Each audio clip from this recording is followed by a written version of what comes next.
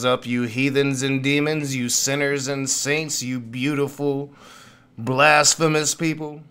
Welcome back to A Raging Atheist. It's a live stream. I'm your boy Nakasuchi. We are going to have a great discussion tonight. I have Aaliyah Kai, I have Rhylla. We're going to be talking disability and accessibility here in America.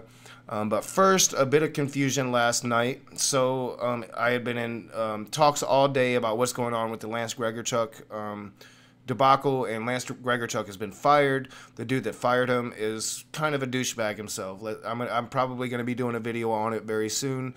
I'm going to be doing a video on all of the latest information and what's happening. But I do want to clarify that the GoFundMe for Aaron Ra is something that Aaron Ra is aware of and is accepting. Somebody that I trust wasn't sure and verified with Aaron Ra. Everything's a go. So I will make sure that that link gets put in the description of this live stream and the live stream from last night. And as I said, I'm going to be doing a video very soon coming out that will be on updating what's going on with the Lance Gregerchuk situation, what David is doing, and it's going to be a good video. But without further ado, tonight we have a great conversation. I'm looking forward to it. Going to be so much better than the modern day debate conversation I just had. I'm looking forward to a real conversation. What's up, Aaliyah Kai? Hey, thank you so much, Naka. And I've actually got my own shit show on Modern Day Debate scheduled for tomorrow, so we'll be talking about that at the end of the stream. Things keep changing at the last frickin' minute. My interlocutor got changed. I don't even know if we're doing the same topic. Like, this is everything is fuckery. Like, it's all fuckery. However, tonight we are talking about a fairly serious topic. I know that a lot of y'all have mixed feelings about our more political content, but this is one that I think folks need to take note of, especially given the diversity of, both the polytheist and atheist communities. Like, accessibility and physical and mental disabilities are huge, huge problems in America. They're problems in Europe as well. And I know that when we were talking in the pre-show, Rilla mentioned that there's some stuff going on in the UK as well that she wanted to touch on. But she's got quite the show prepared for you guys tonight. We're going to be having a conversation about accessibility issues and problems of care, and just how prevalent physical disabilities and mental disabilities ultimately are in the US, and what a absolute shame it is that our care is just so inadequate. So without further ado, welcome, Rilla. If you want to give a quick intro about who you are. You're a good friend of Sticks and Stonehenge and have been in Naka's chat for quite some time as well. Hi. Thanks for having me on.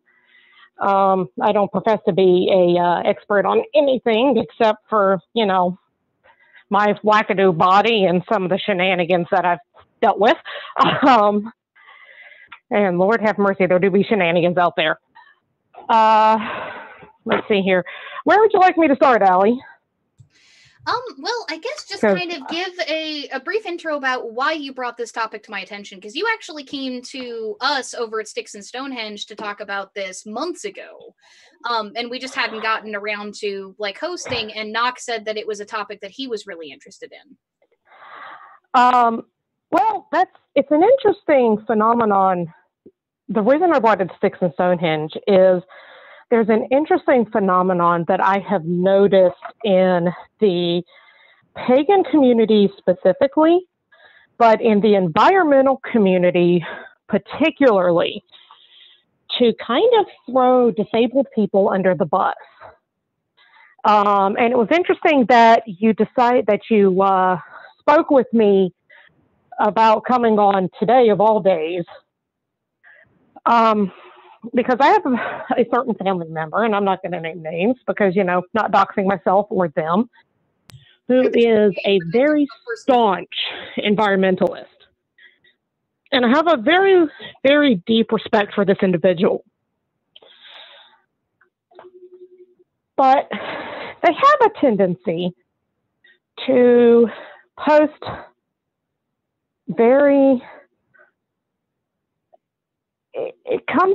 they mean well. And I'm going to say this. These people mean well. And this is this time of year especially where you'll see these memes go around that say, don't use Amazon or don't use shipping, shop local, which is great. Until you look at somebody like me who's housebound. Yeah, so, and that's a part that a lot of people don't stop to think about. You know, a lot of people stop to think about, say, like, you know, the entrepreneur who's at home and they want to get their groceries delivered so they can keep putting hours in, or, you know, like, I've seen a lot of people judge people who get on, say, the seated carts at grocery stores. Like, I actually, when I had my foot in a cast because I had two fractures in my left foot because of my weight, I got 30 bucks getting into the roller carts because people just thought that I was being quote unquote lazy. Like, people don't actually stop to consider why these things exist. Yeah, right. I could totally be that person, I'm getting there. And you see, and I love John Oliver as much as the next person, but me and Johnny Boy about had a conversation over one of his shows because he made he made a joke about one of the late night as seen on TV products about that people use to help get their socks on. And yeah, on the surface of it, it sounds funny. Who needs help getting their socks on? Well, people who have bad hands, people who have bad backs that can't bend over. A lot of these little quote-unquote silly products out there that people giggle over help people like me. Yeah, and on the surface of them. Yeah, and I mean, it makes sense that, you know, like, no offense to, like, anybody who struggles with these things, myself included, but it makes sense that the average person wouldn't necessarily think about that. But I think it's important to do it too. Like, if you've never struggled with executive dysfunction, then somebody struggling to, like, to get off their phone and say, go do the dishes or something makes no sense. Oh, absolutely. Absolutely. I mean, you look at something like chopping up like the banana slicers and you look at it and you go, it's a banana. How does it, who has a hard time chopping up a banana? And my husband, who is probably in the chat or is at least listening, because he did tell me right before we hopped on that his link worked. He can tell you that there are days where it's not safe for me to stand at a counter. So something that would, now granted, I don't usually chop bananas, but if for whatever reason I decided I wanted to put in my cereal, something that I could plop a banana in and chop it on one of my really bad standing days could save me precious time standing. And that's just for me. And my mobility issues I'm fortunate, are pretty minimal. Yeah. So, I mean, like, especially, I remember there was a big thing, and you mentioned this when you first talked to me, so I think this would be a good place to start. The straw debacle. In, like, my state, straws, you basically cannot get a plastic straw at a fast food restaurant or at a coffee stand unless you deliberately ask for it. They won't just give you one now. Some places will ask you if you want one. Well, no, I'm saying in my state specifically, they've been outlawed unless you ask. Yeah. So some places will ask you if you want one because they've been made aware of things like disability issues. But, like, this was part of what inspired you to do this, was we were talking about the straw thing from the environmentalist perspective. So if you'd like to get a little bit into that, like that, I think that'd be a great place to start when you're talking about, you know, environmentalism and absolutely. Yeah, now I'll be the first to say I am absolutely for reducing the use of them. They are single-use plastic and we need to reduce those. That said, now for me, the metal straws are great. I can use them. On the days where I have a bad hand day and I can't use the glasses or the tumblers on their own, I can use a metal straw. Excuse me. However, I know people in the disabled community who can't because the metal straws are either too harsh on their mouths, they conduct heat too hard. And the bamboo straws have the same problem. There are the paper straws. There are multi-use plastic straws that exist too, but those are much harder to find. Those are much harder to find, and those are okay. If you can get a hold of those can be great. The silicone ones are the best out of the bad solutions, unless somebody has an allergy to the silicone. The problem with all of them is you have to wash them. And if that requires any kind of fine dexterity that somebody doesn't necessarily have, or requires being able to stand up long enough to do it, which I have had to leave the straws in the sink to deal with later because I just haven't been able to stand up. Yeah, so, and I mean, a lot of people don't consider things like folks who physically need the straws in order to drink out of their cups. Like, that's something that, you know, that's one of the reasons why the if you ask for it caveat, I think, is so important in my state. Like, if you're of that sort of disability, and you know you're not just going to get handled one, you can ask, or your caretaker can ask if you've got, like, say, severe cerebral palsy, like a friend of mine. I don't think the solution is to outlaw straws, just outlaw plastic straws. Like I think that, like, I've been reading a lot about pasta straws, and somebody in the chat mentioned, and I've seen stuff like that, metal straws. Well, you were AFK when she was talking about why metal straws can sometimes be problematic, like in the cases of I did go AFK. Hot drinks. But like the idea being that, you know, the caveat of if you ask for it, you can still have one, as opposed to just a straight ban, is kind of, I think, where the best middle ground is going to be. Yeah, and it's not like, right. You know, I think the goal is to reduce plastic, not eliminate it. And yeah, I do think, like, just the outright banning of plastic straws to me seems a bit ridiculous. So I don't know if Knock got them into the description, but I did actually forward Knock. Oh crap! You know, I should have done that. Like, instead of shooting the crap on Discord, I should have done that, Allie. I'm so sorry. Yeah, well, I mean, you were an angry motherfucker after that debate, so. Yeah, I got a little. I wanted to rage. I did, and I didn't. But that's another thing.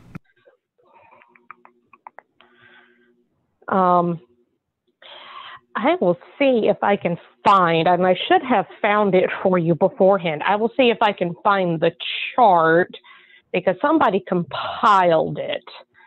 The problem. I do have the 3 links that you sent me, though. So when we start talking about them, since Knock didn't get them in the description yet, I'll post them in the chat. That way people can kind of follow along when we start talking about stuff. Okay, awesome. Problem with. Yeah, and I'm afraid to get back into Discord to get them. Yeah, Knock, right, you know what, you've got 2 pagans in your chat. Something will go wrong.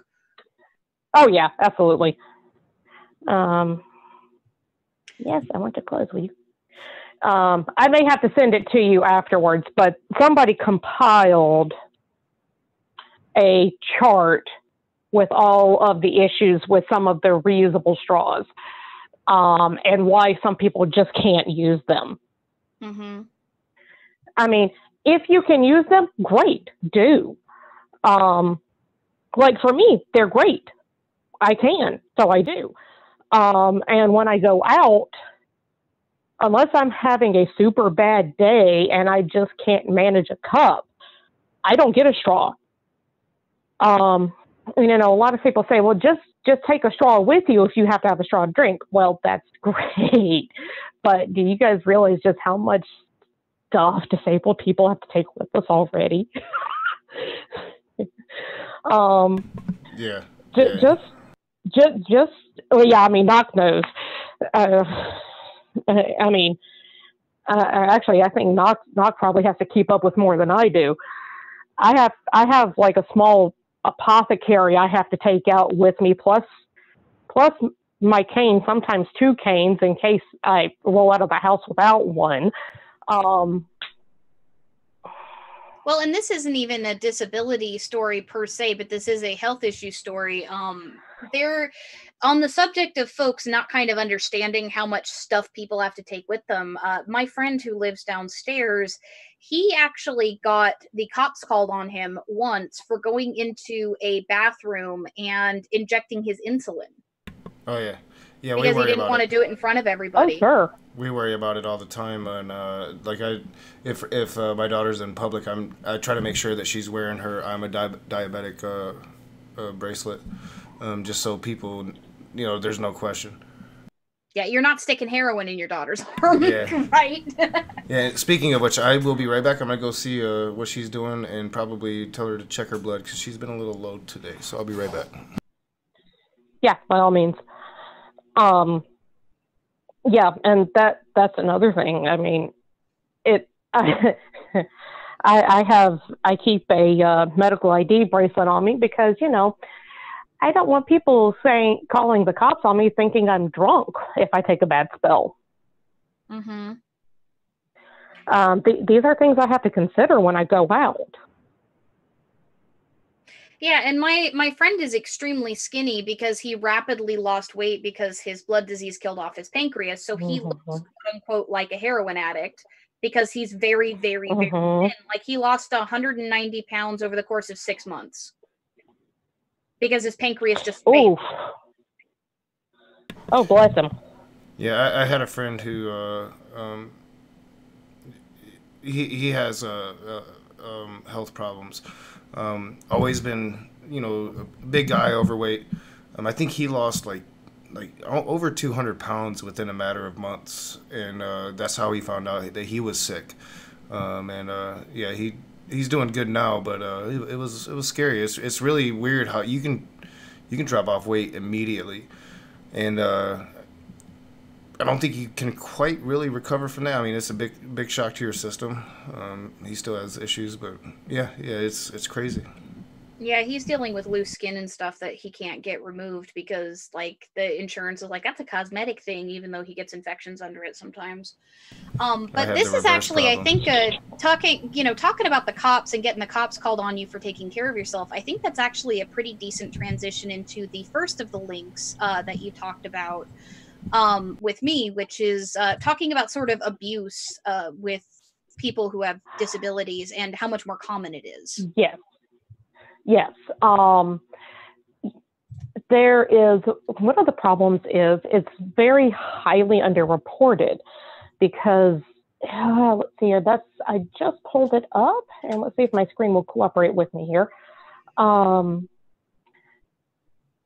It can be very insidious. And according to the National Domestic Violence Hotline, they have a very hard time getting stats on the actual numbers because it's very underreported.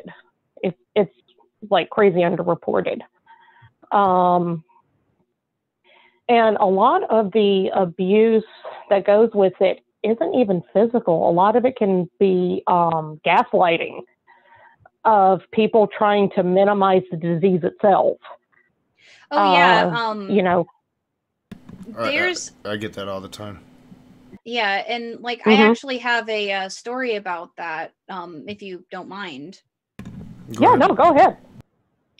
So I'm not going to say which one it was because a few people here have actually verbally met my partners at least once or twice. But I've told the story that getting diagnosed with celiacs took a long time. And because it took a long time, there were a lot of complications, one of which we found out was this severe anemia. My ferritin stores got down to 0, and my blood cells were 25% smaller than they were supposed to be, and I had a third less of them than I was supposed to have.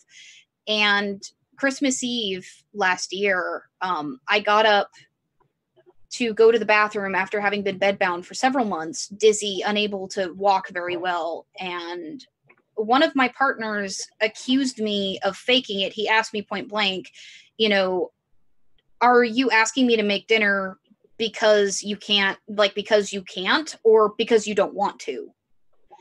And 3 hours later, I got up, I tried to go to the bathroom, and I passed out in the hallway because of how severely anemic I was and the severe drop in blood pressure that happened when I stood up.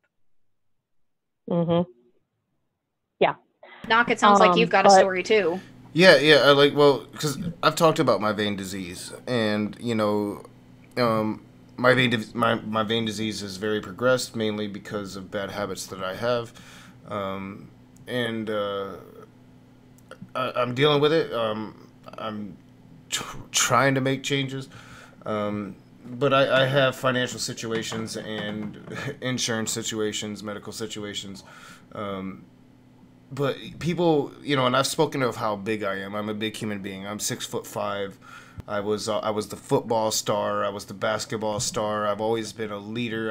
I've always been able to pretty much do anything I put my mind to. I've always been the top worker on my line. If I was working in a factory, I was, what the best bartender. If I was bartending, whatever I was doing, I was usually the best.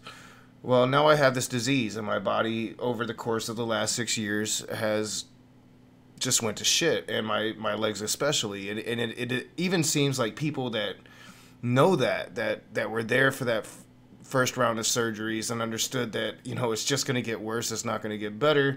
Even if I make the changes that I need to make, it's still just going to get worse. It's not going to get better. And it's something that that's going to completely disable me within the next couple years, if not sooner than that. And yet they forget that. They still, why don't you work at a job where you're working 60, 70 hours a week? Well, I can't anymore. I just realized coming home from Grand Rapids yesterday that it's hard for me to drive because it hurts my feet so bad to keep them propped up on those pedals. And I just realized that, like, this is why my feet have been hurting, is because I drive, right? So, I mean, uh people forget, and then they just dismiss, and you're a big dude, you should be able to handle it. Nobody can handle constant pain. Nobody. And it's a world of no, constant pain. well, and it becomes extremely easy, especially once somebody becomes dependent on a caretaker, for financial abuse to start to occur. And it becomes very easy for the person in power to start to justify it. Because, well, you can't take care of yourself. You can't do this. You can't do that. So I'm going to do it for you. It becomes extremely easy for that to start to get justified. And then it becomes... I have a friend with autism whose mother does that. Mm-hmm. He gets disability. He was diagnosed with Asperger's back when that was still a medical diagnosis, though now he's just on the spectrum. And he does have problems with managing his money. Like, he does need some sort of legal guardian, but his mother, like, she had him live with her and then charged him like almost excessive rent and collected the extra. Like, she charged him rent, and when he got an up in his disability to cover the rent, she doubled the rent so that she would still keep taking like the extra and the new, like, and the money that she had originally like charged him. Yeah. And she also started garnishing off of his money. Like, she would say that she was just putting it aside for him, and then he'd find out she'd spent it. Yeah. They do say on this site that I gave you that it's kind of hard to pin down an exact number, but from the data they do have, it is that people with disabilities are more likely to experience abuse than people without, because abuse is about, and I'm just reading directly off the site here, so people will be able to follow the link once it's up.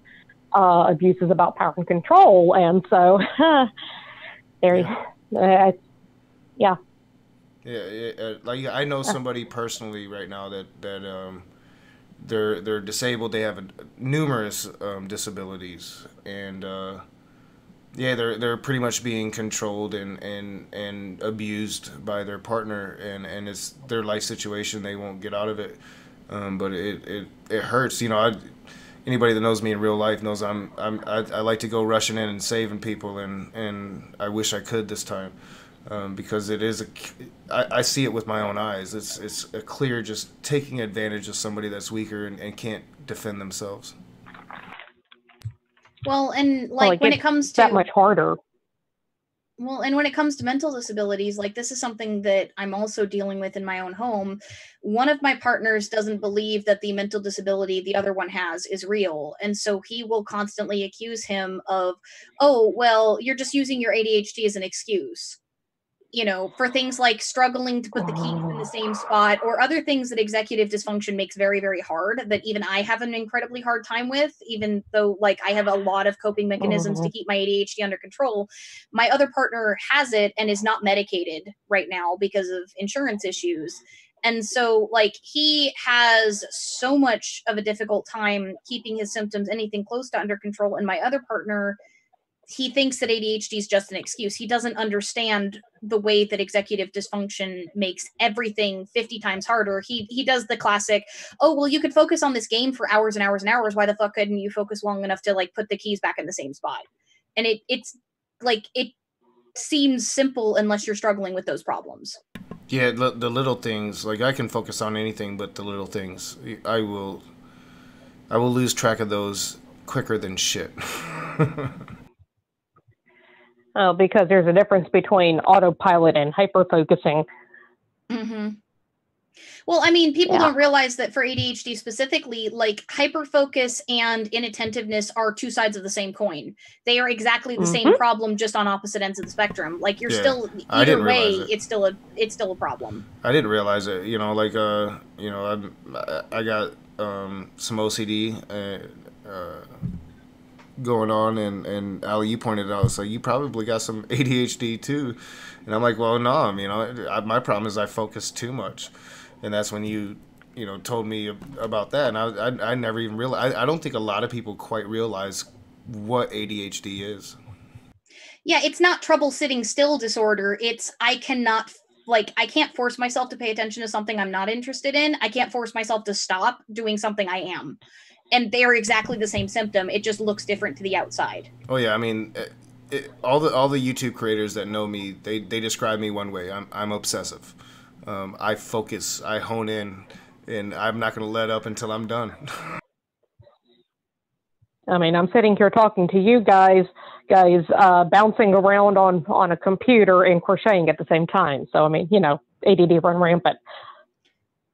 Yeah, like you guys don't ever see me on camera, but my foot is perpetually twitching, and I have a little fidget that I'm constantly using because it helps me focus.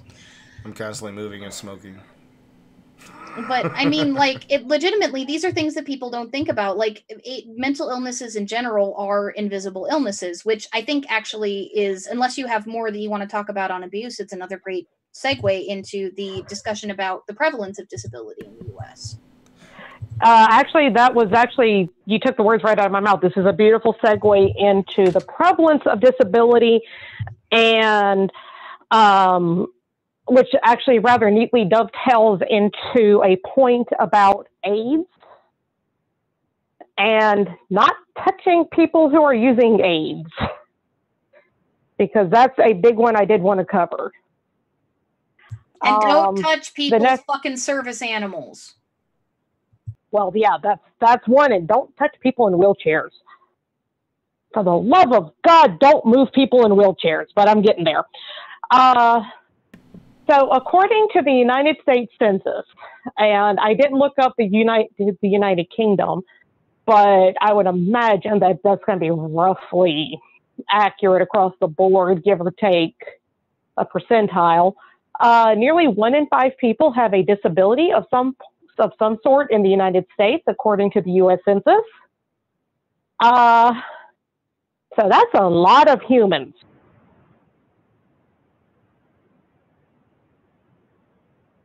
Basically, everybody look at your family. That's somebody. Basically, according to those odds, somebody in your family has some sort of disability.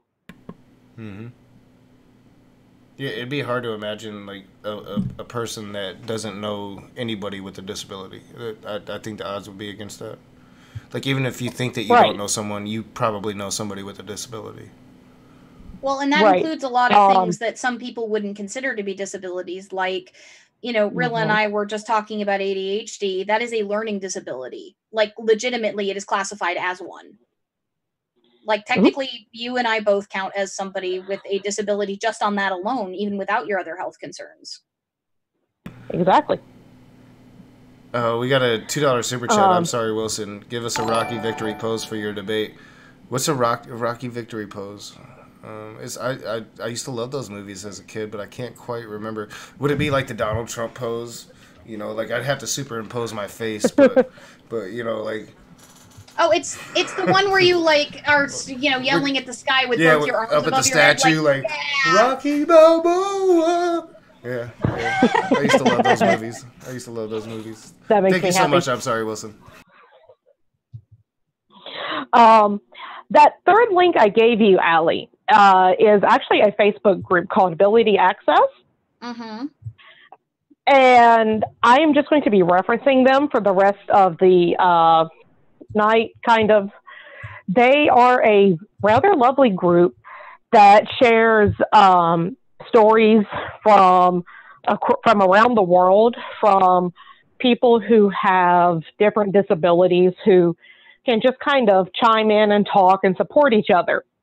And I did get their permission before I used them as a resource for tonight. And it is kind of a banner week. If somebody in the group doesn't have a story about somebody either taking somebody's cane or trying to move somebody in a wheelchair. I did not realize how prevalent this problem was, and I use a cane. Although I have had somebody try to take my purse. And y'all, I'm going to tell you right now, again, we know y'all trying to help. But don't be surprised if you go to try to take somebody off of a stranger or to go to move somebody in a stranger and you get your head bit off, because it's going to happen. Yeah. And put yourself in our shoes for a minute. Yeah, like I don't. We don't know you. I think it comes down to consent. Like don't touch somebody without their consent. Don't go and fucking move somebody that's in a wheelchair without their consent. Don't move their fucking cane without it. And I think the cane thing could be also a part of just this cruelty culture that some people seem to have. Like they just, it's a joke. They need their king. I'm gonna move it over there. We're gonna watch them try to get it. That shit needs to stop. I mean, people need to have compassion, and people don't. Well, and I've also no one's tried to move my cane yet. Well, I've also heard people say that person doesn't look like they need a cane, or, and this comes back to the overweight thing, I think, which is another pet issue of mine. I've lost 70 pounds this year, but a lot of the weight that I put on was a combination of hormonal issues and the undiagnosed celiacs. But some extremely heavily overweight people got overweight because of their disabilities, not the other way around. And so, like, you judging someone who's sitting in, like, a cart or taking away their cane because, oh, you're overweight, you can, if you walk, you're going to burn more calories if you're not leaning on it or some shit like that. Like, I've legit had people say that, to people that I know. And, like, no, you're not being fucking compassionate. You're concern trolling and you're hurting somebody. You don't know someone's fucking history. That's okay. Yeah. I can stand without my cane for a few minutes. And I will whack somebody with it.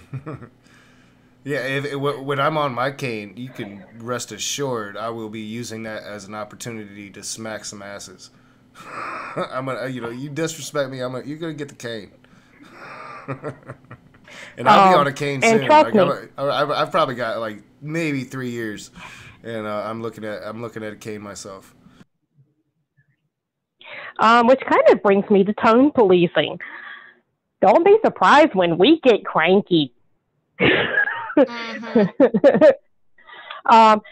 everybody expects disabled people to be the jolly, inspirational people you see on TV.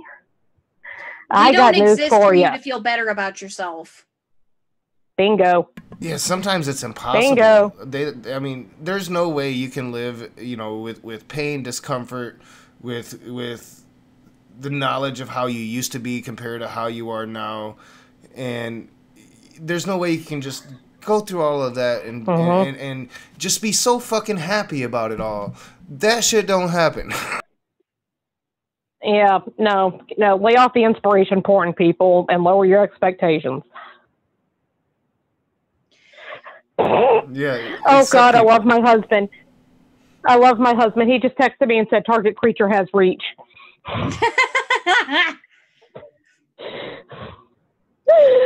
Oh, I love you, darling. Well, and I mean, like, this is another interesting thing.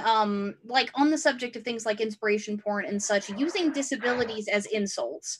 Like, there are some folks in the disability community that don't care near as much, but a lot of us, like, if you're going, I'm so ADHD, or if you're going, oh, like, the big one, and I'm going to say it verbally, like, hopefully the YouTube doesn't get tagged, but the Arsler retard, like, when you call somebody that, you are mocking every single person with a learning disability that exists. Like, you're saying that we're not valid.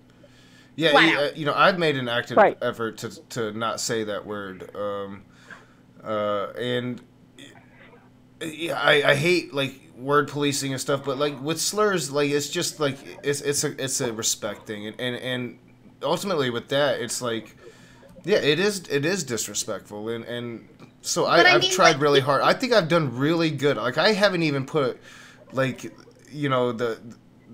the ending part on another word for a while, so I think I've done pretty good with it. Well, and I mean, like, it goes even more deeply than that, though, because, like, people, okay, you can recognize that that's a problem, right? But how many times have you asked somebody when they said something completely stupid and it was right in front of their face, are you blind? Or when you've had to repeat something several times, are you deaf? All the time. Yeah, I do. I've done that all the time, and yeah. Well, I mean, ask my mother that, but she is deaf. Yeah, if my daughter. I mean, that's a running joke in our house. You just had me like flashback. Like I'm like the spitting image of my dad, because like I tell my daughter, like, if she doesn't see what I want her to find, are you blind? Or if she doesn't hear me, are you deaf? And that's the same shit my dad used to say to me. Or, I mean, like, growing up, there was another thing, like, hey, could you grab me that? You're not in a wheelchair. Like, stuff like that. Like, it is treated as the absolute worst thing that could possibly happen to you. People will talk offhandedly like, oh, well, if I ever went deaf, I would lose my will to live because I just couldn't live without music and shit like that. And it's like, how the fuck do you think people who are suffering from that feel when they hear you talk like that? Yeah, and you just never know, because that you will be in a wheelchair one day, probably. And if not, like, you're one of the lucky ones, because we all age. We're all going to go through this. You're going to get disabled sooner or later. You're going to start to fail, and man, it's just I wish that old adage, you wish you could know now what you or you wish you could know back then what you know now. And I was a dick back then. I used to be such an asshole, and you need to put yourself in other people's shoes, because once you start living it, it's not a joke. It's not a joke at all.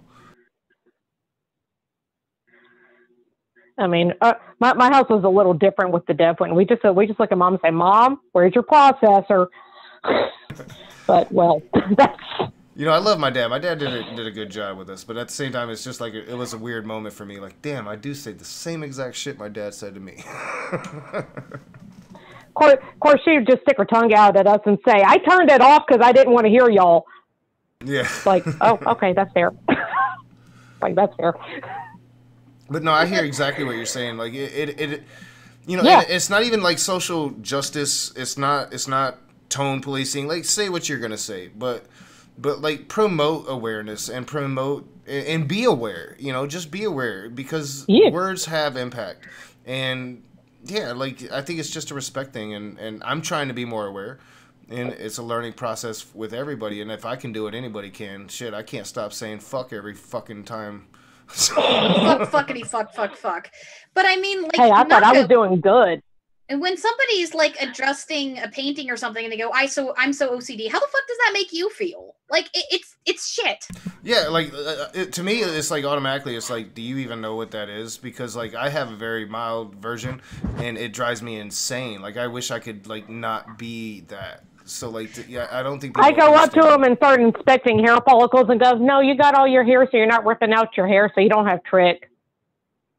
Yeah, like my brother still today. I still believe today that like he has to count lines and shit. So if there's lines anywhere, he's gonna stop what he's doing and start fucking counting them.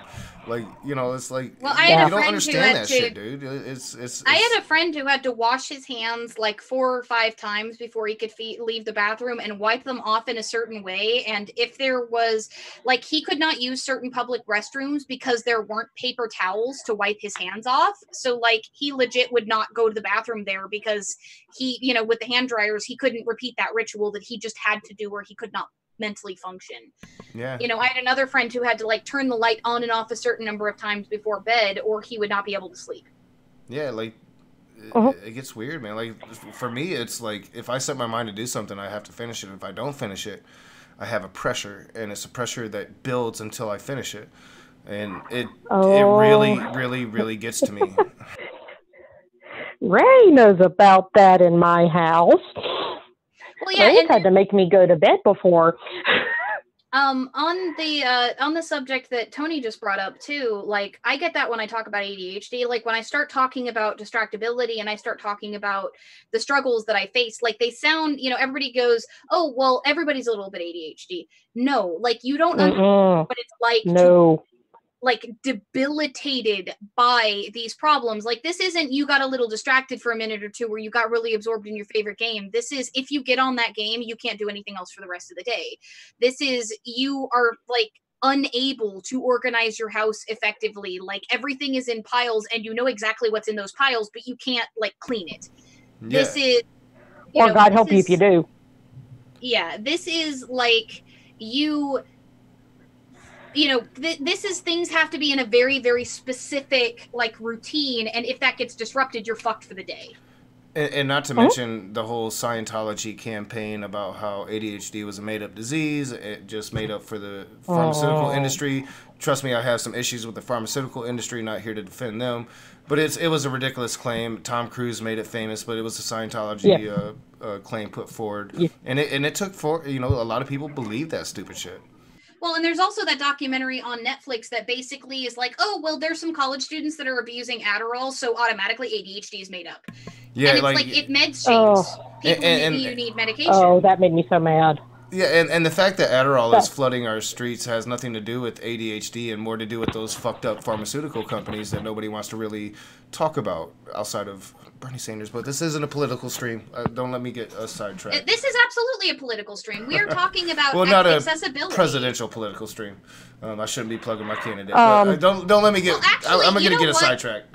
You know what, Naka, though? I actually want to go there because we are talking about mental disabilities, and the Trump administration rolled back the guidance to help kids with mental disabilities. It was one of the first things that DeVos did. So Oh this yeah, is a perfect time to bring that up if Rilla wants to join in. yeah. It's actually quite Don't, disgraceful. my blood pressure can't handle that right now. Oh Lord, I had a thinky thought and it just went right out of my head. Hold on, because I had a thinky thought on the. Dang it, Avast! If you don't get off my computer screen, me and you are going to go rounds. Hang on a second. Oh yeah, miracle diets. I'm going to touch on that. But that's not what I wanted to go on. Hang on a second. I'm going back through my notes real quick because I had a thinky thought and I lost it. Oh, That's another yeah, part of ADHD, by the way, for those of you who don't have it. Yeah, y'all just got a stream of consciousness. Sorry about that. We were talking about some of the languages we use and whatnot.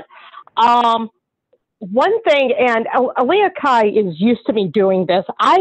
One of the things I use to cope with some of the things I go through is dark humor.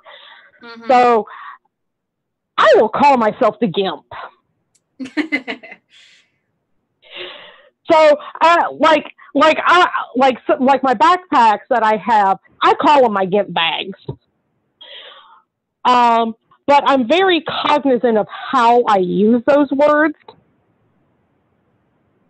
and I make daggum sure not to apply them to other people. Well, and if that makes any sense.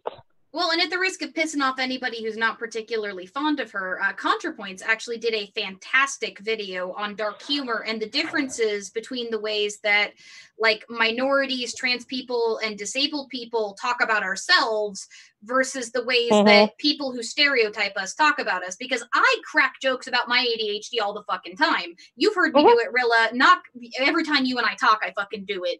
I do it in every stream. Right. I do it constantly. But the thing is the jokes that I crack about it, if you have ADHD, you get them and they're hilarious. If you don't, you might not. Well, not to mention, and that's why you can have self-awareness of yourself and know, like for me, like, as I said, I'm used to being the best at everything I do. Well, now I know that I'm not, and I know that, right? Like, I know that. And maybe sometimes that's good for me to hear it from, like, say, my boss or something. Like, hey, man, are you okay? You're really slow tonight. But, like, to hear other people just point out the obvious, especially when I'm still, like, considerably better at it than they are. I'm just not as good as I used to be. But they know how good I used to be, and then they point it out. And I'm like, fuck, dude, I've been dealing with this shit for 7 years. You think I'm going to be, like, young and spry forever? No, I'm aging fast. Motherfucker, get over it. Like, I know this about me. I don't need to hear it from you, right? I just don't. I mean, I routinely call myself a defective weeble. And for those of y'all who don't get the joke, go ahead. No, go on. For those of y'all who don't get the joke, I have a condition that makes me fall over. Weebles wobble, but they don't fall down, so I'm a defective weeble. Well, and I mean, I crack jokes all the time, especially if y'all have to hear me in the morning, which means I can't fake my accent and, I'm a lot more impulsive. I crack jokes about how impulsive I am. I crack jokes about the moderator having ADHD and freaking cutting people off and breaking the rules and shit. Like, I'm extremely self-aware about that kind of stuff. Yeah. And that's very different than you doing the, oh, look, a squirrel thing, which I will punch you in the face if you do. Yeah, it's too dark for me to do "oh look a squirrel" because there's no squirrels out at night. Now a bat, I might go "oh look a bat." I used to have trained squirrels, or not me, but my uncle did. It was pretty cool. But I mean, like, one of my partners and I will turn to each other when we get suddenly distracted and go, "You squirreled," and like that's funny. But like you doing the "oh look a squirrel" thing, it is the oldest fucking joke, and it's bored. Yes. Which does kind of bring me to my next point, and this is why I did this, because I knew that at least 2 of us in the stream would have ADHD tonight. Apparently all 3 of us do. Quit telling disabled people how we like to be labeled. Thank you. So help me God if one more person goes, it's other-abled, I'm going to crawl through the computer screen with my crochet and jerk it up your butthole and pull a scarf out your mouth. Sorry, Knock, I think I just got you demonetized. Oh, I do that all by myself. In Minecraft. Just remember to add in Minecraft, you'll be fine. In Minecraft. I'm going to rip your dick out your mouth in Minecraft. So help me. So help me. If I get told one more time, you're not disabled, you're a person with an illness, I'm going to reach through and bop somebody with a cane through the computer screen. Yeah, and I mean, like, I've been told 1.5 million times, like, you get something similar when it comes to weight issues. Oh, you're not fat, you're plump, you're chubby, you're blah, blah, blah. Quick, no, fuck you. Guys, let's not, I don't know who this Levi 1822 character is, but, let's not, time out people, hide people for making stupid, comments like God is not mocked. I clearly handled it well. Leviticus 18:22, I think, is the one about killing gay people. So I think that's why they got. Maybe I don't know. I don't know. That's just I have no. I can't even see the yeah. All right. Yeah. So I'm not recognizing Bible verse. Good call, guys. All right. Never mind. Don't mind my silly ass. Yeah, I did not recognize that. Good call. But yeah, like, I agree, like, to a certain degree, the term disabled, like, don't call me a fucking retard, like, don't mock my disability, right. But at the same time, like, disability is disability, and honestly, if, calling it disability is going to get you the help you need, then I would rather call it a disability. I would rather be able to get the accommodations I need at my job than, oh, you're differently abled and look how empowered you are. Look how strong you are. Like, shut up, Karen. No, that's erasing us. That's hands down erasing us, and get over yourself. Because that comes back to, what that comes back to is trying to make it so that, that people who are having to try to, people get uncomfortable when they have to deal with disabilities because they don't know how to handle long-term illnesses. They know what to do with a broken bone. They know what to do with even the flu, but they don't know what to do with long-term disabilities. And it makes them uncomfortable. Well, I have been. Go ahead. Why is it always fucking Garrett? Sorry, they are cracked me up a little bit there. But like, not only that, but that attitude, that's basically the equivalent of I don't see color, but for disabled people. Yeah. I have been extremely, extremely lucky with my family and my closest friends. They get it, and they have actually stuck by me. But one of the biggest problems with people with long-term disabilities, be they physical, be they mental, is people just checking out because they just don't know what to do with it. Well, and I mean, it can cause major problems in your long term, too. Like, my husband knew about a lot of my problems when he and I first got together. But, like, for a while, as time went on, things have gotten a lot more challenging. Because, like, people don't realize, this scar tissue that I've got in my back, it's going to be there forever. There is nothing that will get rid of it. Like, I stopped trying to send me all these pseudoscientific cures and shit. Like, I have been told by medical doctors that, like, there is nothing that will get rid of this. Yeah. Mine is never going away. Which brings me back to point number 2, which was actually point number 2 on my list. Stop. For the love of all the gods, known and unknown, whether you believe in them or not, stop pushing miracle cures on us. Oh, gods. And stop fucking trying to tell me that, like a walk in nature is as good as Adderall. Fuck you. I need my medication. Like, that goes hand in hand with the med shaming stuff that I was talking about earlier. Yeah, stop med shaming. And do not tell me to go off my medication. No, Karen, Karen. Like, a lobotomy is not going to cure autism, and neither are colonics. Sorry. Or weed. Like, if you want to do weed, do you, but don't tell me to do it. No, and CBD oil is not the cure-all. It may be good for some things, but it ain't good for my thing. Yeah, some people it affects in a very negative way. Weed is definitely not for everybody. See? Spoken from a pothead. I mean, or at least a user. Well, and I have almost the exact opposite problem. Like, a lot of people are like, well, if you've got such severe pain problems, why don't you get on opiates? I hallucinate when I'm on opiates. Oh, like, legit.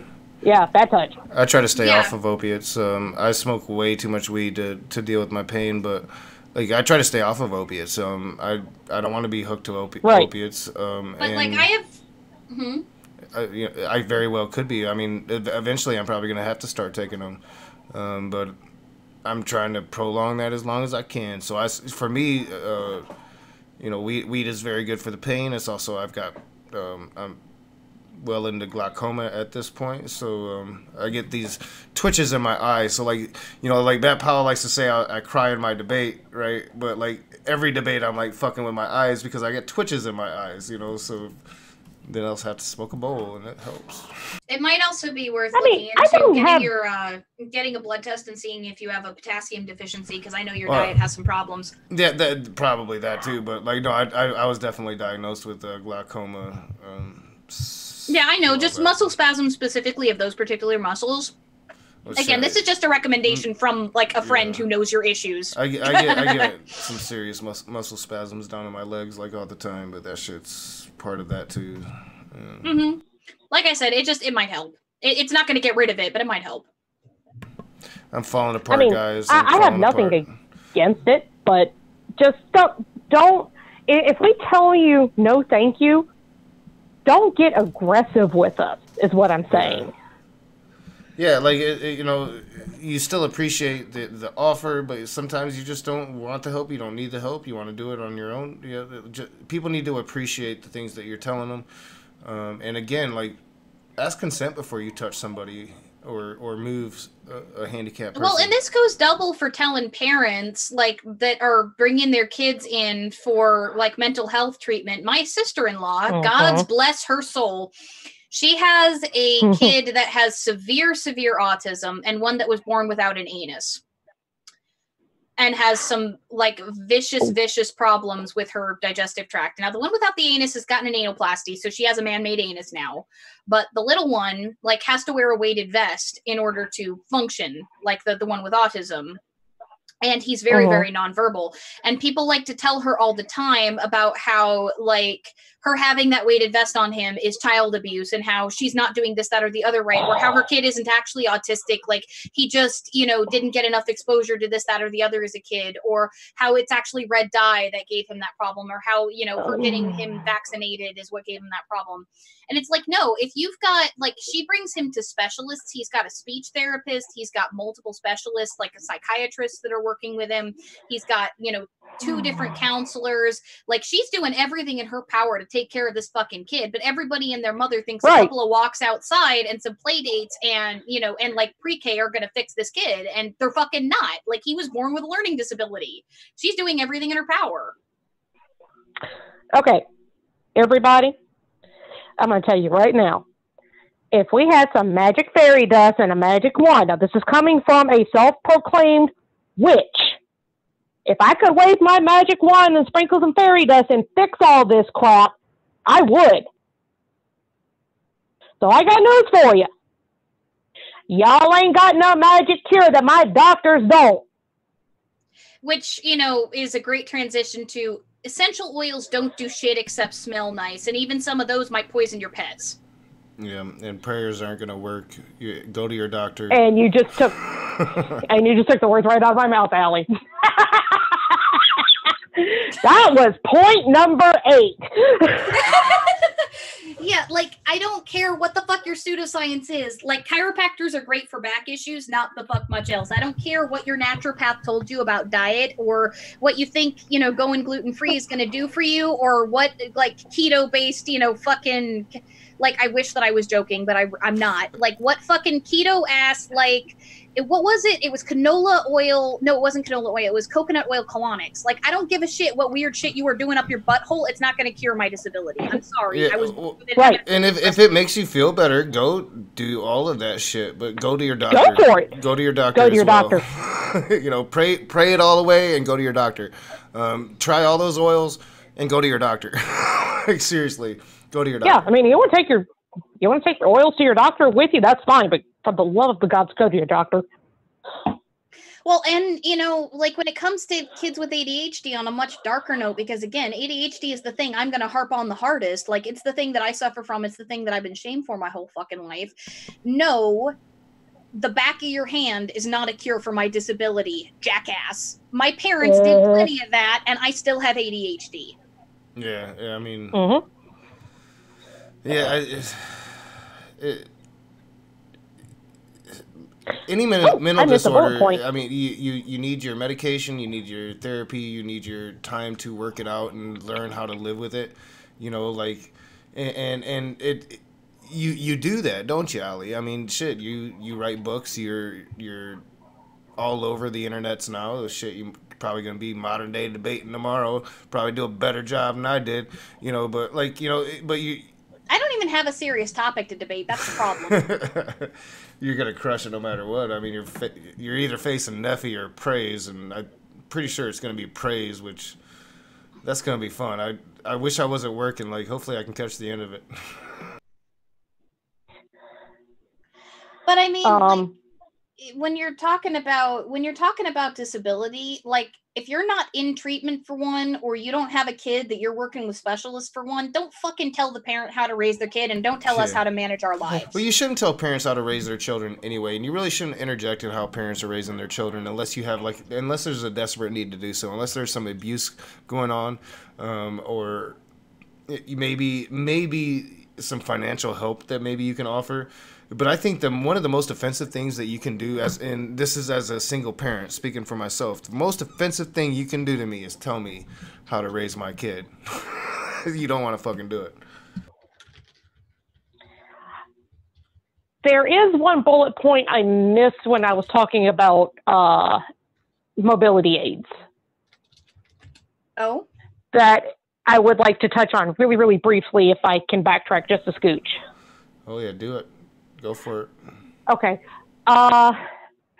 not all needs for mobility aids are 100% all the time. And I'm going to use myself as an example here. 90%, well, actually 80%, 85% of the time, I use a cane. 15%, I can't math, so whatever percent makes up 85%, I'm at my house and I know where it's safe to fall. So if I'm in my house, chances are good I'm not using the cane inside my house. And my husband just probably got a little cranky with me there. Sorry, honey. I love you, dear. But in the house, I know where things that are safe to grab onto are. But people, even when I've been out and about, if I just have like a couple of inches or a couple of feet to walk and back again, sometimes I just won't pick up the cane. Because if I don't need it, I don't need it. However, in extremely, extremely rare cases, sometimes I'm having a bad enough day, I need a wheelchair or a scooter. And I know that there are people with illnesses that sometimes they need a wheelchair, sometimes they need a cane. Some people need a wheelchair like 90% of the time, but they can stand up.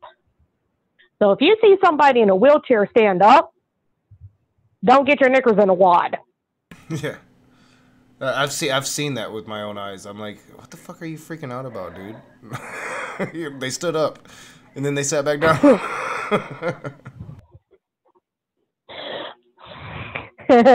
I just got, you know what's going on in the house. So I do want to clarify for all the folks in the chat, I wasn't trying to talk about any particular details regarding the way that autism functions or anything, just that things like essential oils and colonics are not going to magically cure it, and that if a parent is taking their kid to specialists and, you know, providing them with the equipment and things that they might need in order to be more comfortable, you know, speech therapy, all that kind of stuff, trying to tell them that they should go the natural route is disrespectful. Yeah, like I said, I think that whatever's gonna help, do it, and go to your doctor as well. My issue is, you know, whatever methods you want to try, if you're denying medical help, if you're denying expert medical help, then you're doing a disservice to whoever you are trying to help. You know, if I've done a lot of stories on fundamental Christians. I hate to take it back there all the time, but a lot of fundamental Christians don't allow their children with either disability or illness to go see the doctor, and it's a huge problem. You know, whatever's going to help, whatever ailment or disability it is, whatever's going to help that autistic child to feel better, feel free. Just stay in contact with your doctor. I think that's pretty much what you're saying, right, Allie? Well, yeah, and I mean, on top of it, like, one of the things that I think that I've dealt with a great deal on the topic of, you know, Rhylla talked about, well, she uses her cane 85% of the time. I have severe back problems. Like, I have scar tissue that's very close to my spine in the lower part of my back. There are times where I will move wrong and it'll flare up, or I'll wake up and I can hardly walk, or there are days where I can even bend down, like where it's really, really good, and then I'll do something and then suddenly it flares up and I'm in so much pain I can barely stand. Like, there are good days and there are bad days with that. And so just because I was okay earlier in the day doesn't mean that it's not going to flare up later. Just because I was terrible yesterday doesn't mean that I might not be able to bend down today. You can't assume, and it's the same with my ADHD. There are days where, say, I didn't get enough sleep where my symptoms are all over the fucking place. You've gotten annoyed with me even before when I've gotten that impulsive. And then there are other days where I'm a lot more in control of myself and can almost come off like I'm neurotypical, like I can pass. So, like, there's a range where symptoms can be better or worse for almost any disability. And they're not always visible, and it's not always the same. You can't expect consistency. Like, you can't expect consistency from yourself most of the time, even if you are neurotypical. And me personally, it's like I'm almost programmed to try not to show people pain. I see it as weakness. I've had this very Southern upbringing that I still try to overcome. To me, it's a sign of weakness to show pain. So no matter how much pain in, I'm trying not to show it. So if I actually show pain, I'm in a lot of fucking pain, and you know, like, and I don't make it easy on people because sometimes I run circles around them, and it's easy to forget that I'm this old disabled dude running circles around much younger people. But I do. But then other days, it's like, holy shit, I can barely fucking walk. Some days, my legs go out completely and I can't fucking walk. You know, Allie, you know, like 2-3 weeks ago, I landed in the hospital because my back completely went the fuck out. You know, you just don't know. Yeah, and I was like, yelling what, at you yeah. for 2 days to stop getting up. Like, Yeah, not stay the fuck in your chair. Get off of your, no, get off your Some fucking days- computer, stop working, stay back, go back to the couch. Yeah, some days you're good, and then some days you're not, right? And it's not always Oh, the sure. same. It's not always the same. So, some days I can, you know, run all day and then go on a haunted trail, and some days I'm completely bedbound. Well, and like, you know, coming back to like medication shaming and stuff, I know so many people who did not get help for everything from ADHD to schizophrenia because, or like, I think depression, anxiety, and ADHD, I think are the three that I hear people most often not get medical help for because, Mhm. you know, like, quote unquote, I should be able to control myself, or I should be able to just cheer up, or everybody gets a little depressed sometimes, everybody gets a little distracted sometimes, etc. And the stigma around the medications. But you see something similar with pain medications and people who have like nerve disorders or back problems or other things. Like, it is seen as a sign of weakness. And I think that that is terrible. Oh, Yeah. sure. Me too. I Yeah. agree. 100%. There is a large stigma around mental illness in our country. Yeah, and a lot of people, you know, they ignore it because they don't want to be it, and if they would just deal with it, it'd be a lot better for them. I was one of those people for a long time, you know, especially when it came to mental illness. But even with my physical shit, like I let it get worse.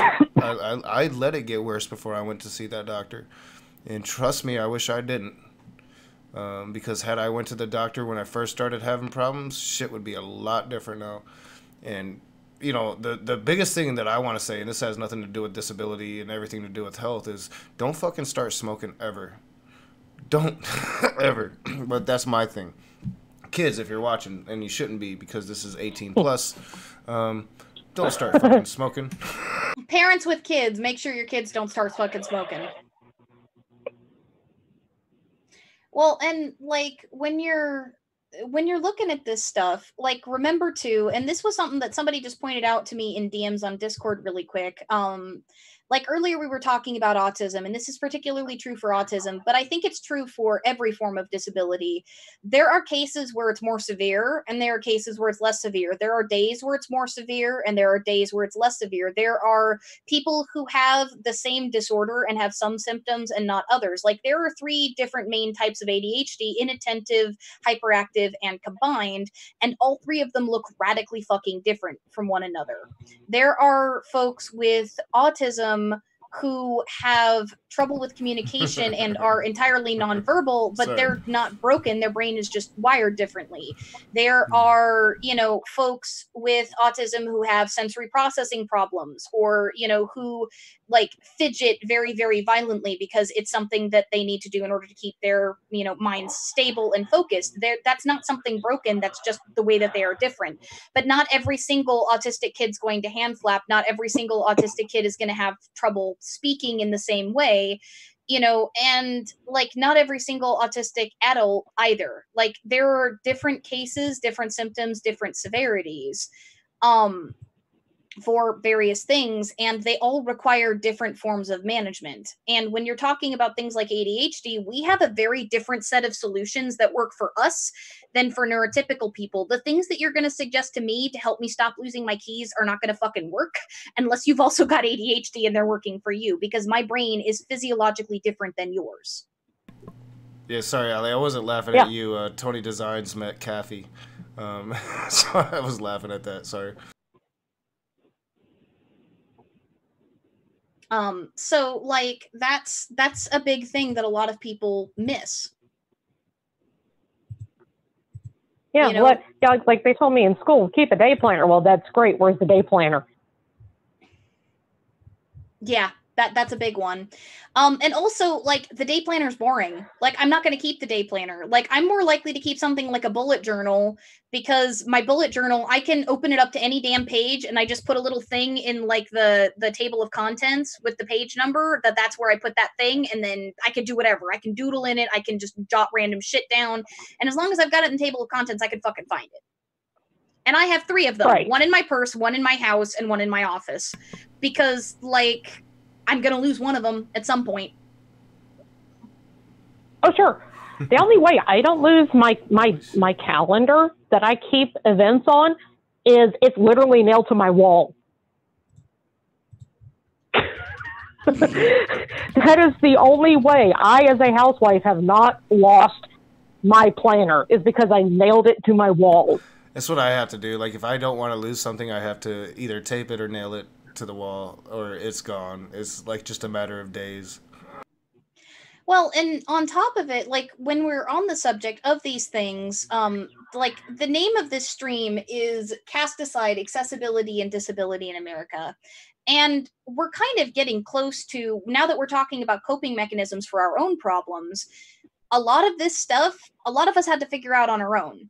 You know, a lot of this stuff we've had to create for ourselves. Like, it is very difficult to get accommodations for learning disabilities or physical disabilities in the United States. And that was really the heart of the stream tonight, was talking about the challenges that a lot of us face in getting that little bit of extra help that we might need. And we are sliding backwards. I mean, and you're getting back to that political discussion. It ultimately is. Funding for disability, funding for mental health.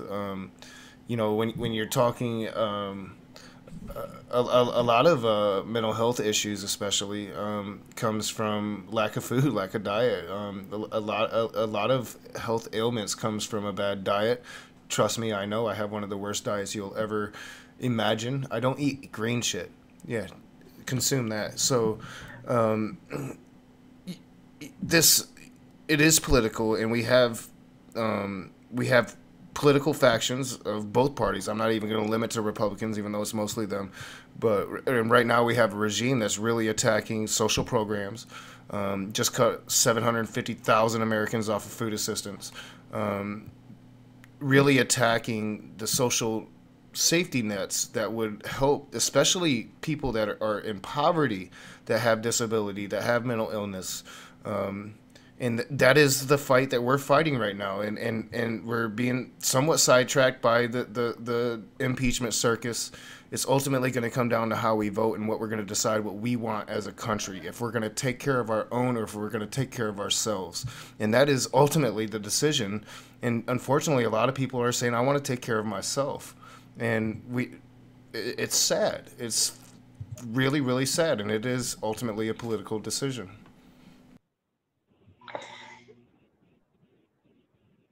I want to make sure I organize my thoughts before I stick my foot in my mouth. A big problem, especially in the United States, is the narrative that if you have a disability and you're on disability, you are somehow gaming the system. Mm-hmm. Yeah. Yeah, I've been thinking about trying to get disability for years now, and every time I even talk about it, people are like, you know, you're too young, or, you know, why are you trying to get free shit? I'm like, for one, I've paid into that my whole life. I can't work. You know, like, when are you supposed to? Like, when you're dead? And people not so healthy point out, well, you could work here, you could work there. They're looking for employees, and I'm going, yeah. Let's examine whether or not they would want me working for them. And they said that same shit to my mom. It took my mom 3 years to get disability. Me and Allie has talked about it. It's a very deep rooted issue of mine, because she got it but she didn't, and that's a whole nother story and stream. But you know, the system's denied to deny you what's yours, and you know, if you have disability, if you have an inability to work, we are one of the richest nations, if not the richest nation in the history of the world. Um, Not only that, like just I don't know. I'm really blown away by this whole 750,000 Americans off of food assistance. The world makes enough food for 10 billion people. There's 8 billion people. There should be no starvation. What the fuck is going on with this planet? But yeah, I mean, and people don't care about people starving to death. So there's definitely not going to give two fucks that you can't work anymore. It's just that you're not working, and you should pick yourself up by those bootstraps and do whatever you got to do. And it just doesn't make any fucking sense. You're supposed to be Christians, and they're not. Well, I mean, if you want to get me ranting about this Christian nation, we'll be here until 3 a.m. Yeah, no, I shouldn't get anybody started on that because I'll make it 6 a.m. before we get done with that. But I don't know, like, it just gets me like. I mean, the walls are starting to breathe, so I can't make it till 6 a.m. But you know. But it's ultimately a matter of funding, and are we going to help those that need it? And you know, people that are disabled can't work; they can't do it for themselves. You know, human healthcare is a fucking right. You know, however you get to that right being achieved, I don't care how you do it, whether it's universal healthcare, whether it's a reform system that's going to be inclusive of everybody. I don't care, as long as we recognize that people are sick and people need their medical attention, and it shouldn't be, it shouldn't be something that's going to make you go in debt or bankrupt for the rest of your life to do so. Well, and now it's a Christian nation again. Did I say it was a Christian nation? I don't think I did. I think I just rant at Christians for being in this nation, GPH. Well, and, you know, like, well, you did use the word so-called Christian nation, which, you know, like, that, using the words of the people that do that. But I think it's actually, since we're on an atheist channel, and we're two angry polytheists right there, you know, we're outnumbering Naka, like, we all have gripes with Christianity, and one of the things that, like, Christianity espouses a lot of the time is shit like faith healing. Oh yeah. And gods know how many fucking kids have been damaged by the concept of faith healing, or by that sort of like put forward the happy face, even if you're suffering from depression, even if you're suffering from anxiety, even if, you know. Yeah, Allie, we are not innocent in that. Polytheists or not. Oh no, I'm happy to call out part of our community there too. I don't think like, anybody you know, is. our community likes honestly to push the woo shit, like the cast the spell and the gods will hear you kind of thing too. Well, I don't think any. I crawled down the throat of a local practitioner at a local shop that I walked into, who tried to tell me, "I want to see you come in without your cane and off of your medication." I said, "You are dangerous and you need to not be representing this store." Well, and if you want to talk about the pagan community, like one of our biggest problems is I'm just going to come right out and name the goddamn book, because fuck Eckhart Tolle, The Secret, and that entire attitude. Like, if your disability didn't go away through positive thinking, it's because you didn't believe enough. Fuck you. Yeah, and yeah, hands down. And again, like, if you want to pray for your child, pray for your child. If you think that Jesus is going to save your child, man, believe Jesus saved your child when you take your child to the doctor and the doctor gives the child some medicine. That's all I'm asking, because I've done some horrific stories on some very fundamental Christians. Not all Christians are like this, GPH. I'm not saying that. Yo, I know you're a famous troll and all, but I'm saying that I've done some stories about some fundamental Christians that use this faith healing, that use this Jesus will cure these horrific things, and they don't. And there's graveyards full of children that didn't get cured because they didn't go to the doctor. Or, you know, even like Christian sects, like we talked a lot about JWs and how they won't get blood transfusions for themselves or their kids, which, by the way, that December 24th, that Christmas Eve last year, I had to get 3 of them. Yeah. And I passed out in my hallway. Like, if I was a JW, I would be dead. It's something, you know, I give blood and I give plasma, and I do my duty because people need that shit. And I think that, like, even if you don't need the money, the little bit of money that they give you, and it shouldn't be about that. If you don't, you should be going and doing that because people need this. It saves lives. It leads to not only medication now, but better medication in the future. And I mean, we're on the cusp of great things, I think, medically. And if we could just get the pharmaceutical industry not to gouge us to death with it, then we might be a healthier world. Again, that's political. We might need to have another opposite side of this conversation and make it a political side of this conversation, Ollie, because I don't think that we can I mean, avoid it, but we definitely don't have enough time to get into it. Knock, you and I could bitch about the pharmaceutical prices until the cows can't come home. Oh, with your daughter's insulin. My greatest fear is that that I will have to pay a fraction of the price at one point. Like I don't see how anybody can afford the actual prices for it, and without insurance, I think last I saw, like diabetes deaths are on the rise because people can't afford it and they're rationing it. Yeah, and that's just something you cannot do. It's something you cannot do. My friend who's the type 1 diabetic, he's been sick for 3 days because he had to ration his insulin because his insurance will only pay for X amount and he needs a bit more than that because of the insulin resistance that he's developed over the years just because of becoming type 1 diabetic in your late 20s does bad shit to your body. Like it just does. It's nearly impossible being to diabetic regulate. does bad shit to your body, period. But yeah. Well, I mean, 20s, but being your pancreas to a scary degree can measure exactly as much insulin as you need, and for the average functioning human being who was not born with genetic pancreatic problems, that system functions pretty damn well unless you have an incredibly shitty diet or a genetic predisposition to type 2 diabetes.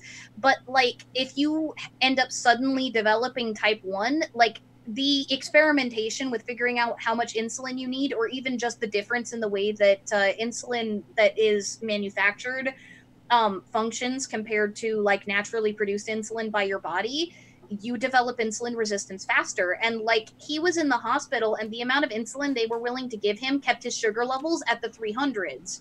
He tends to run out of his insulin at home a day or two early just because the insurance company won't give him enough. And even though he eats a relatively low carb diet and can keep his levels down, he has to ration his insulin and he usually runs out a day or two early, and it gets him sick and miserable and throwing up every single month. Yeah, and people are dying from it. It's I have way too many stories like that from my time working as a pharmacy tech. It's not even funny. I have nightmares of my waking up and my kid being dead. It's something you deal with. Well, here's another story from me. EpiPens and generic EpiPens have shot up so high that I can no longer afford them. I have an allergy to a very, very rare, I have a very, very rare allergy. Knock knows all about it because he knows about the day I almost died. Since I've actually even been a part of the community, I'm allergic to mammal meat. And there was a time that one of my partners was not paying attention when they brought home food for me. And so they found it in the gluten-free section and it was with a bunch of other vegetarian stuff, but it turned out it was a paleo burrito that had sausage in it. My face blew up and I spat it out, but I had a full-blown anaphylactic reaction. Thank the gods, because I spat it out, I didn't swallow. I didn't end up with the full throat closing. My lips just blew up and so did my tongue and I had some trouble breathing. But we can't afford an EpiPen. I could have suffocated before the ambulance would have even gotten there. And it's because my insurance won't cover an EpiPen or even the generic because of how expensive they are. Yep. Yeah, it's quite disgusting, and people wonder why people get so passionate about healthcare. And I think that if you haven't been on the side of it to where you have to worry every day about your child dying or having your EpiPen or anything, if you haven't had to deal every single day with pain, you can't understand it. And I'm not talking emotional pain, because humanity, that's what we are. I'm talking real physical pain that just never lets up. I really meant to look at the percentages of Americans that deal with chronic pain, and I guarantee you'd probably be blown away. I just got into a dumpster fire of a debate. I didn't have time. I forget the number, but it's high. Yeah, it's really high. Well, I mean, chronic pain is a severe issue, and it's also a complicated issue because there's been evidence that shows that like brief drug holidays, or at the very least reductions in like the amount of drugs, can be beneficial to some chronic pain patients because you can actually decrease your tolerance to pain if you're on enough drugs to get rid of it. And so like treatment is complicated and should be left to doctors and patients and not politicians. Mm-hmm. Yeah. My horror story is not nearly as bad as y'all's two's, but it still gave me still scared the bejesus out of me nonetheless. I'm on Topamax, and if anybody knows anything about Topamax, it can do some very, very bad things to you if you quit it cold turkey. Mm-hmm. Especially if you're on 200 milligrams a day. It can do some things like death. Adderall is kind of similar. You can get some really violent withdrawals if you just cold turkey it, if you're on a high enough dose. Yeah. Yeah. So y'all remember that fun little thing where the EPA was shut down? I mean, not the EPA, the FDA. Remember when the FDA was shut down? Mm-hmm. Because of the government shutdown? Oh, yeah. Yeah, all right. Yeah, the government shuts down all the time. Yeah. Yeah. Well, that created a shortage of Topamax. Yeah. I don't think people realize like the effects of a government shutdown. I know, like, so people applaud it. Whatever side of the aisle causes it, they applaud it. And I'm like, nobody should ever applaud a government shutdown because people suffer. I came within a day and a half of running out of medication. And when I did get it, my normally $10 medication on insurance was $70. Off of insurance, it was $400. And I'm just looking at it going, hi. I'm looking at it going, I don't want to know what insulin costs right now. Capitalism, everyone. At its finest. Yep. During that same time, my generic Adderall, the manufacturer that I get it from, actually ran out. And the one that I did get didn't have the extended release formula, so I took my 20 milligram tablets and all of it kicked in at once. And at first I thought it was like, well, maybe it was one faulty pill, because you get those sometimes. But nope, it was days and days and days of migraines and heart palpitations and like overdose symptoms. And you shouldn't really have to go through it. Like you know, anybody should be able to go to the doctor, and anybody should be able to get a remedy. And all the statistics show, like, if we were to go, and I'm not even talking universal healthcare now. I'm just talking if you go to a treatment-oriented system to where you're treating illness instead of people waiting to be ill to go to the doctor, well, then you generally have a more healthy society. I don't care how we get there. We just need to get there. Yeah, and I mean, like, when we're on the subject of like government shutdowns and the government like interfering with these sorts of things, you know, this administration right now is trying to strip the rights of disabled people. They have repealed a lot of the guidance for the Americans with Disabilities Act, specifically for schools. It was one of the first things that DeVos did.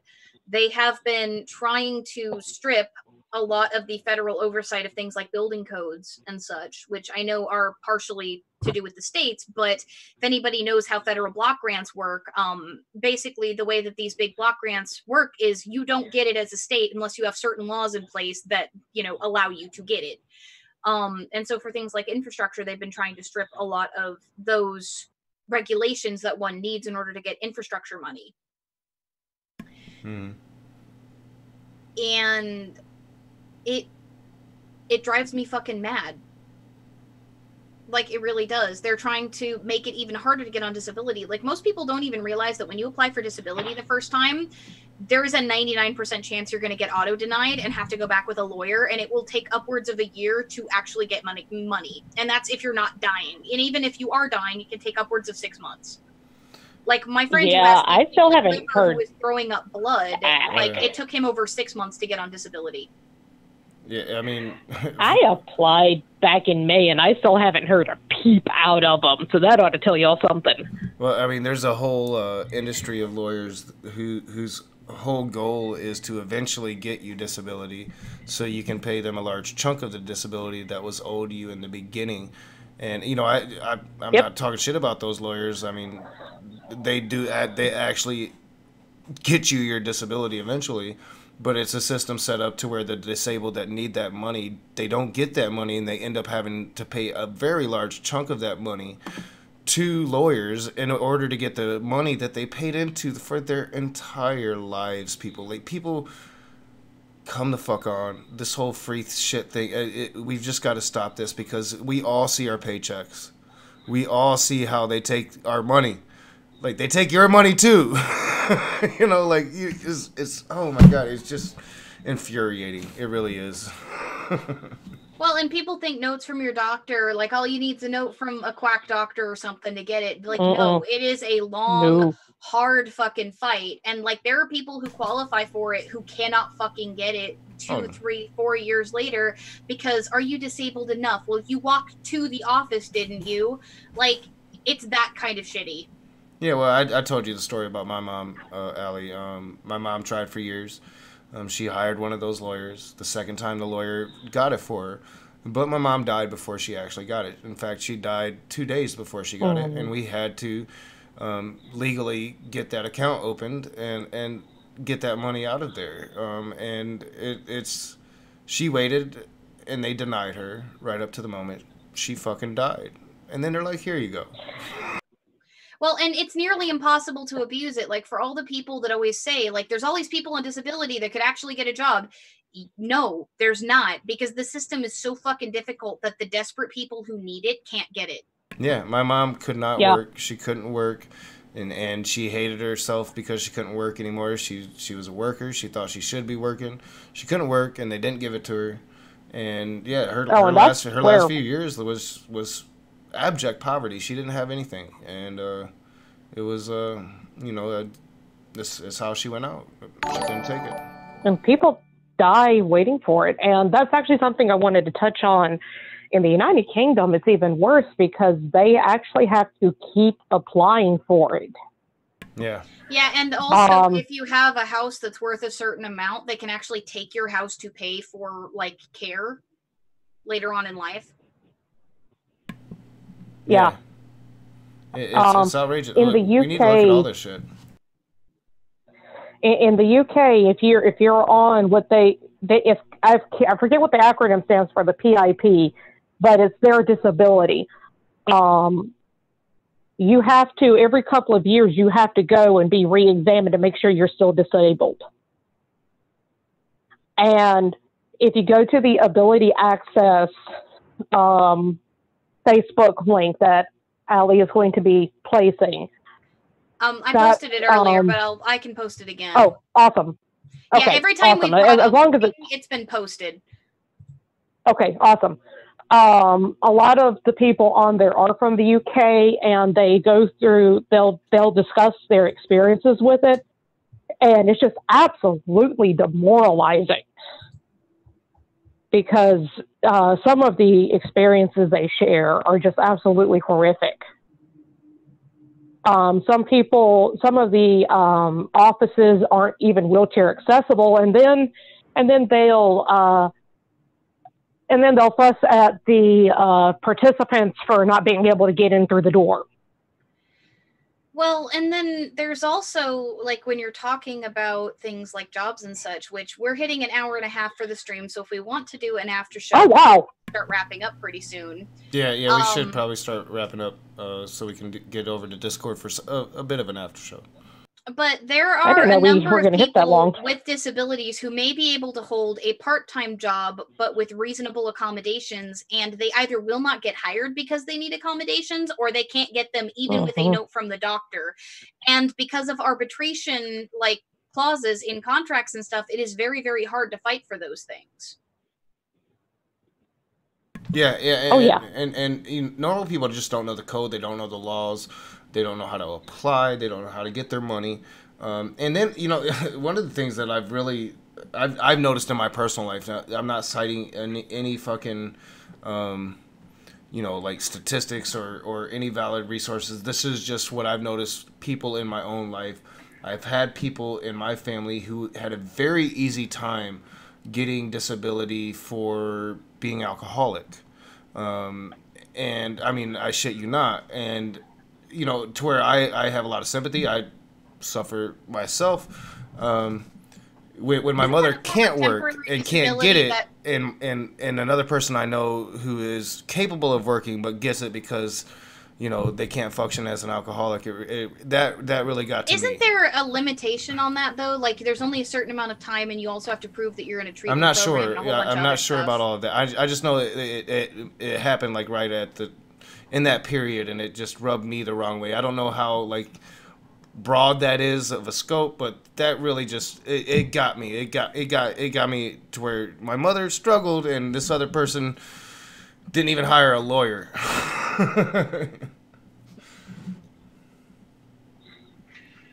Well, and so, like, when we come back to it, you know, we barely even started to touch on things like access ramps and, you know, staircases and, you know, the like maintenance of things like elevators and such, and how so few people even think about these sort of design elements of buildings. You know, when you're talking about people who have movement disabilities, you know, like we started talking about like mental disabilities and stuff and accommodations and jobs, but I mean even something as like if you've got rheumatoid arthritis, you know, even something as seemingly innocuous as say working a desk job and getting an ergonomic keyboard, there's 1,000 hoops you have to jump through. Hmm. Oh yeah. Yeah. Yeah. And for some people, getting a desk job isn't the answer because you have spinal problems. You know, that was one of my mother's issues. She could only sit certain ways, and a lot of times she felt better when she was standing up than sitting down. But standing up had its own issues for her. You know, like you just never know what particular people are going through. Like you can guess, you can think you know, but you're not them, and you don't know, and you're not their doctors, so you don't know. And stop trying to guess and stop trying to implement your will upon them. That'd be my advice. But I don't know. I am biased in this because, you know, the system fucked over me my whole life. Well, and having a disability is not a moral failing. And I think that this is where I'm going to bring up my last point, unless Rilla, there's something else that you want to talk about. Like my last point for my discussion that I wanted to have was disabilities are not a moral failing. Your symptoms are not a moral failing, and you need to stop treating your family and friends like their symptoms and disabilities are. And I know that this is a tricky topic because there are people who are abusers who use their mental disorders, for example, as excuses for the abusive things they do. So, like, you Yeah. have to tread carefully with it. But if you're talking about somebody who's struggling with something relatively innocuous that you say find annoying, you know, like yelling at your friend for cutting you off or taking it personally when you know they've got something like ADHD, or, you know, getting pissed off at somebody who is walking with a cane and is moving slowly in the line ahead of you, like, fuck you, dude. Yeah, like Seriously. I'm the most impatient person in the world, and that does not upset me. Like I want, if anything, it makes me want to help. You know, and people that do get angry about that, like to me, that just shows character. I think it shows your character. And I mean, like I know I'm slow with my cane, and I'm self-aware about that. If you say, "Hey, can I get around you?" I will. I'll shuffle my pokey ass to the side. You just gotta ask nice. Well, and it's not even that. Like, just be respectful, and you know, Yeah. it's one thing if a disabled person's on their cane and being slow. It's quite another if some, you know, punk ass kids on their phone and just all up in the way. Like, different circumstances require different actions, people, and stop being so damn dickish about everything. And I know it's hard to understand, like, or you know, maybe you're not that type of person and you haven't experienced a disability, you've never experienced it. But trust me, I'm a big ass dude. People get disrespectful to me, and I'm like, in my younger days, motherfucker. You know, when I was healthy, you wouldn't be saying this shit. But yeah, I mean, I don't know. I think it's just a matter of respect, and it's one of the things that makes humans special. This is supposedly, one of the things that makes us different is our ability to empathize. People start using that ability, please. I try to do it even with atrocious ass Christians like GPH up in the chat. It's hard to get a hold on him because he's just a keyboard warrior, but you know what I'm saying. Well, and most people don't stop to think also, like when Rhylla was talking about the government shutdown, like that directly impacted all three of us for our medications and things. For all those people that were cheering on the fucking Republicans for shutting down the government over the ACA and all that shit, like they were fighting for people like us to not be able to survive. Yeah, AR's like, legit. Don't be knocking on the punk kids. AR, you probably should have. It would have been better boomer. If you'd have said, "Okay, boomer." Okay, boomer. Though, but like legitimately, like the people who are talking about cutting social services, you're talking about cutting the things that protect us. Like if you like this show, Nock is on his way to being disabled. I have a learning disability. Rhylla is here, an ally of both, my channel and the channel that I help co-host here. And like she's struggling. Like the real people that are struggling with these things. We have several autistic members of our community. Like when you're saying, oh, these people gaming the system, quote unquote, like when you're talking about toughening up regulations and shit like that, like what you're doing is you're making it harder for people who legitimately need these services. You're not cutting out fraud. Like people who are going to be fraudulent are going to be fraudulent. They'll find a way around the system. But what you are doing is making people like the lives harder for people like us. Mm-hmm. I agree 100%. Mm-hmm. And just because you can't see it doesn't mean it's not there. Yep. Yeah, definitely. People are going to let you see what they want you to see, and then you might see things that they can't control sometimes. But generally, people are going to put a positive face forward. I've seen most people are, and sometimes you need to look behind that smile to see the pain in those eyes. That'd be my final words on this subject. I agree wholeheartedly. Just because you can't see it doesn't mean it's not there. Yeah, people don't show their bad days. Well, people like me don't go out on their bad days. Well, and not only that, but you may not realize just how hard somebody who is struggling with these sorts of things is trying to not inconvenience you with it. Like, you guys have seen a bit of my ADHD on display tonight. You guys have seen it on display in the mornings, but most of the time, if I didn't talk about it so much, would you know I have it? Unless you already knew what it looked like and were able to pick it up, like a couple of people that I know did because they either have it or they've got friends or family that do, you wouldn't fucking know. You wouldn't know that Rhylla does either. You wouldn't know that some of the people in our community are autistic unless they told you. Yeah, I mean, I could paint a positive face and nobody'd ever know about my shit, but I'm brutally honest. I mean, nobody did until you made your video about it, and then, the community was fucking shocked. Like, nobody knew except the people that were close to you. Yeah. It's still, there's a lot that people don't know. So, if you run into one of us on one of our bad days, and you wonder what's so different from all the other days, you just didn't see it because we worked our asses off not to show it. But that also comes with it a lot of burden, a lot of emotional and physical labor. It comes with it a lot of erasure of the self. You might not know what the bad days look like because, like Rhylla said, we don't go out on the bad days.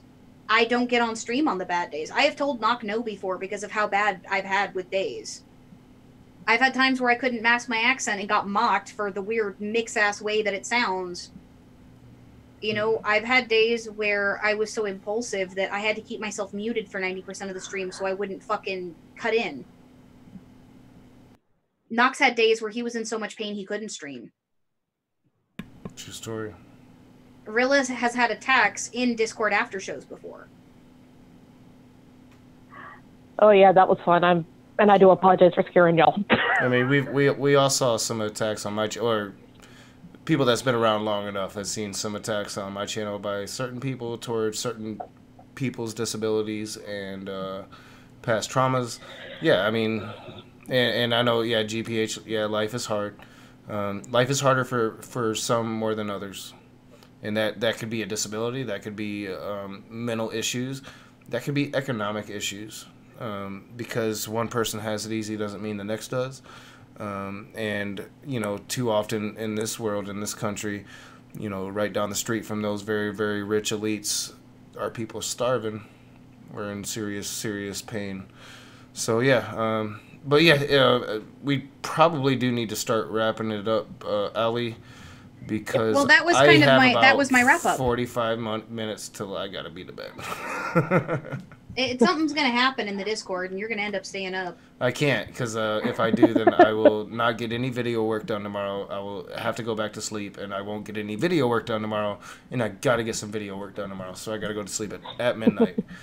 By the way, I want to congratulate the chat for being boss, by the way. We've got 23 viewers and 21 likes. Thank you guys so much for being on the ball, so I didn't have to shame anybody. Yeah, it's been up and down. I know we've been, you know, we've been competing with people the last couple of nights, so you know, that's just how shit goes. We open rooms will be coming back, and Ali, I you know, somebody commented on a Matt Powell, my most recent Matt Powell video, like, you know, you're promoting his work. And I'm like, you know, like, I promote everybody I do response videos to, I guess, if you're going to look at it that way.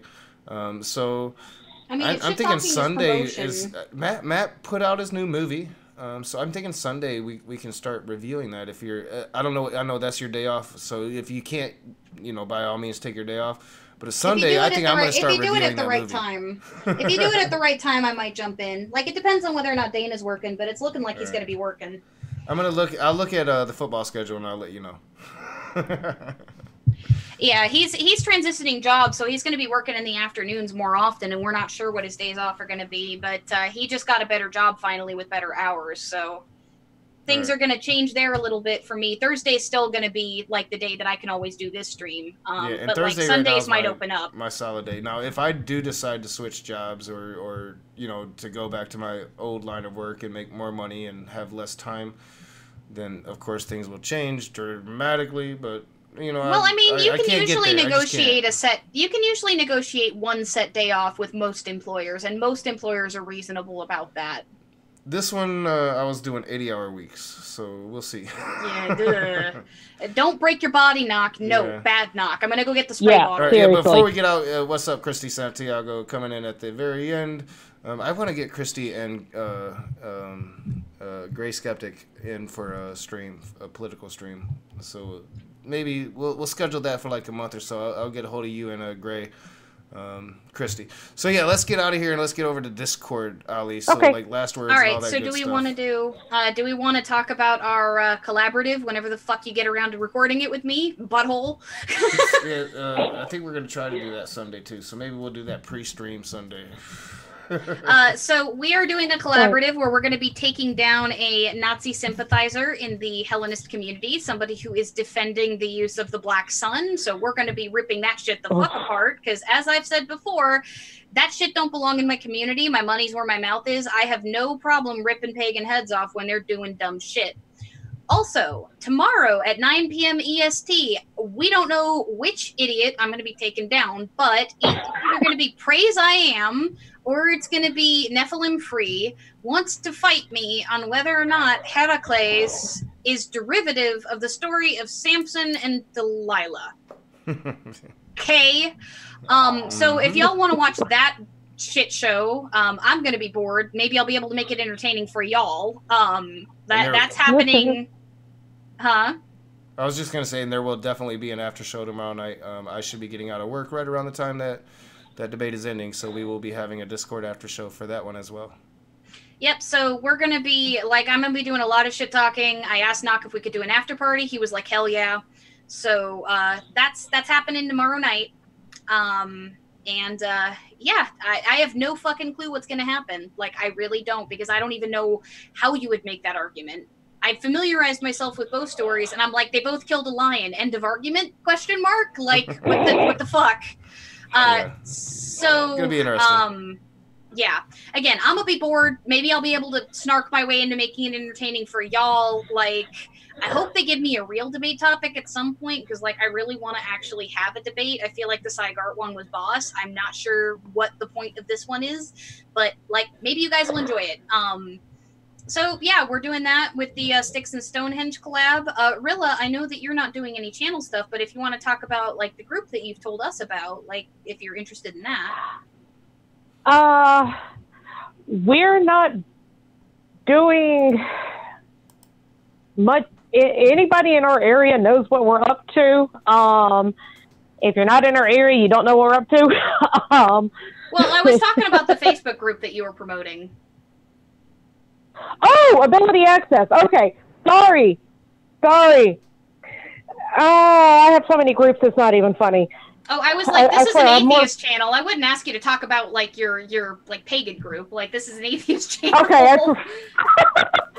All right. So, Facebook. So, if y'all don't know how to get to Facebook, I got no help for you. So it's ability access on Facebook. And they're a really nice group.